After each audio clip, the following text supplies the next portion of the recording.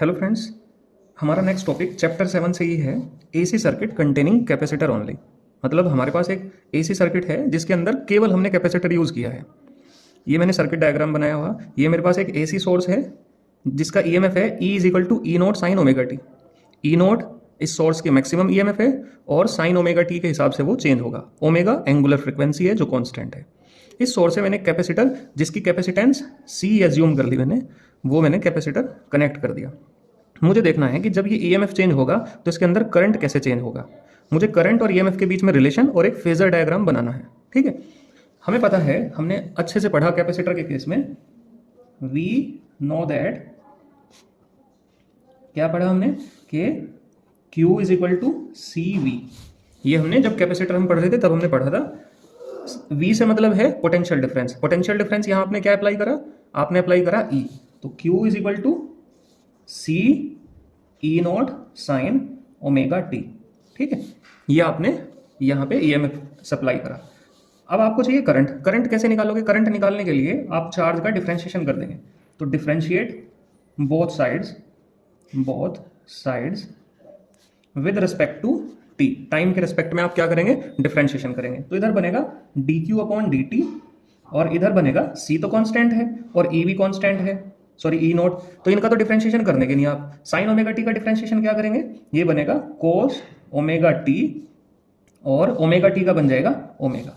D Q upon D T क्या बन जाएगा? आई। तो आई इज इक्वल टू बन जाएगा ओमेगा सी ई नोट कोस ओमेगा टी। अब आप ध्यान से देखो कि आपका जो ईएमएफ है वो तो है साइन के टर्म में, और करंट किसके टर्म में आया? करंट आया आपका कोस के टर्म में। ठीक है, अब अगर आप कोस को साइन में चेंज करना चाहते हो तो आपके पास आसान सा तरीका है। ओमेगा सी ई नोट आप इसे लिखोगे साइन, आपने साइन 90 प्लस थीटा पढ़ा होगा। साइन 90 प्लस थीटा किसके इक्वल होगा? साइन 90 प्लस थीटा होगा कोस थीटा के, क्योंकि 90 पे चेंज भी होगा और चेंज होगा क्योंकि साइन दूसरे क्वाड्रेंट में कैसा हुआ करता है? पॉजिटिव, इस वजह से वो प्लस के कोस थीटा आ जाएगा। तो आप इसे लिखेंगे पाई बाई 2 प्लस के थीटा की जगह क्या है? Omega T. ठीक, तो आई इज इक्वल टू बन जाएगा, आप इसे ऐसे लिख सकते हैं E naught upon 1 upon omega C, क्योंकि ईएमएफ के अपॉन में आया करता है रेजिस्टेंस जो भी होगी। तो ये बन जाएगा sign omega T plus pi by 2। ठीक है, इस तरह से आप करंट की वैल्यू निकाल लेंगे। अब ये जो 1 अपॉन ओमेगा सी है, हियर 1 अपॉन ओमेगा सी, ये कैपेसिटिव सर्किट की, मतलब कैपेसिटर वाले सर्किट की रेजिस्टेंस है। क्योंकि कैपेसिटर की कोई रेजिस्टेंस तो हुआ नहीं करती, लेकिन ये फिर भी रिएक्ट कर रहा, तो हम इसे बोलेंगे कैपेसिटिव रिएक्टेंस। कैपेसिटिव रिएक्टेंस मतलब ये रिएक्ट करेगा रेजिस्टेंस की तरह। ठीक है, रिप्रेजेंट किससे करेंगे हम इसे? एक्स सी से। तो X C is equal to 1 upon omega C, आप इसे ध्यान रखेंगे। इस यहां पे मैं लिख सकता हूं I is equal to E naught upon X C sine omega T plus pi by 2। ठीक है, E naught upon X C ये होगी करंट की मैक्सिमम वैल्यू। तो ये बन जाएगा I is equal to I naught sine omega T plus pi by 2। यहां आई नॉट किसके इक्वल है? वेयर आई नॉट है E naught upon X C के इक्वल। ठीक है, और एक्स सी आप 1 अपॉन ओमेगा सी करके निकाल सकते हैं। आप देख रहे कि ये भी साइन की टर्म में है और ये भी साइन की टर्म में है करंट भी, लेकिन उसमें तो केवल ओमेगा टी आया था और यहाँ पे क्या आया? Omega T plus pi by 2। मतलब करंट पाई बाई 2 मतलब 90 डिग्री आगे चल रहा है किससे? ईएमएफ से। अगर आप टी की वैल्यू जीरो करोगे तो ईएमएफ कितना हो जाएगा? जीरो। लेकिन अगर आप टी की वैल्यू करंट में जीरो करोगे तो करंट मैक्सिमम होगा उस टाइम पे। इट मीन्स करंट, इस बार करंट लीड कर रहा है। लीड मतलब आगे चल रहा है। लीडर किसे बोलते हैं? जो आगे चलेगा। It means current Leeds EMF by pi by 2 phase difference. ठीक है, इसका फेजर डायग्राम कैसे बनाएंगे वो देख लेंगे एक बार।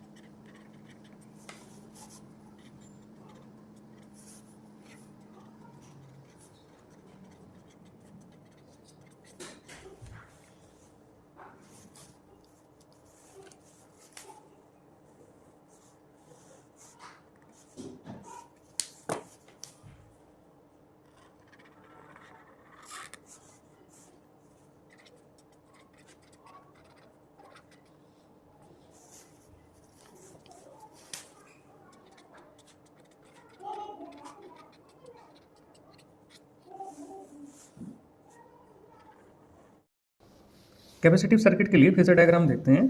भाई ईएमएफ हमने अब कितना अप्लाई करा, हमने अप्लाई करा E is equal to E naught sine omega T, जबकि करंट कितना है उसमें I naught sine omega T plus pi by two. मतलब ईएमएफ के एंगल में तो केवल ओमेगा टी आया और करंट के एंगल में क्या है, ओमेगा टी तो है ही है प्लस पाई बाई टू है। मतलब करंट जो है ईएमएफ से पाई बाई टू फेज आगे है। ठीक है, यहाँ कैसे रिप्रेजेंट करेंगे, मैंने रेड वाले से तो करंट को रिप्रेजेंट करा और ब्लैक से मैंने ईएमएफ को रिप्रेजेंट किया। तो हम देखेंगे ईएमएफ तो साइन कर्व के हिसाब से चलेगा, जीरो मैक्सिमम, जीरो नेगेटिव और फिर जीरो बन जाएगा। ठीक है, जबकि करंट क्यों के आगे चल रहा, तो जब ये जीरो होगा उस टाइम पे मैक्सिमम होगा, मैक्सिमम। अब ये मैक्सिमम बनने की कोशिश करेगा, ये फिर जीरो बनेगा। करंट आप देखो ये नेगेटिव बना, जबकि ईएमएफ बाद में नेगेटिव बना। ठीक है, तो इसका मतलब ये पहले मैक्सिमम बन गया, ये बाद में मैक्सिमम बना ईएमएफ। इसका मतलब ईएमएफ पीछे रह जा रहा, किससे, लैग्स बिहाइंड करंट, करंट से कितने एंगल से, पाई बाई टू फेज डिफरेंस से। ठीक है, इस तरह से आप इसका फेजर डायग्राम बना सकते हैं। अगर एग्जाम में फेजर डायग्राम बनाने को आया तो आप ये वाला तरीका भी चूज कर सकते हैं और इस तरीके से बना सकते हैं, बस अलग अलग कलर से रिप्रेजेंट कर देना, नहीं तो थोड़ी सी समझने में दिक्कत हो जाएगी और कोई बात नहीं। ठीक है, थैंक यू फॉर वॉचिंग।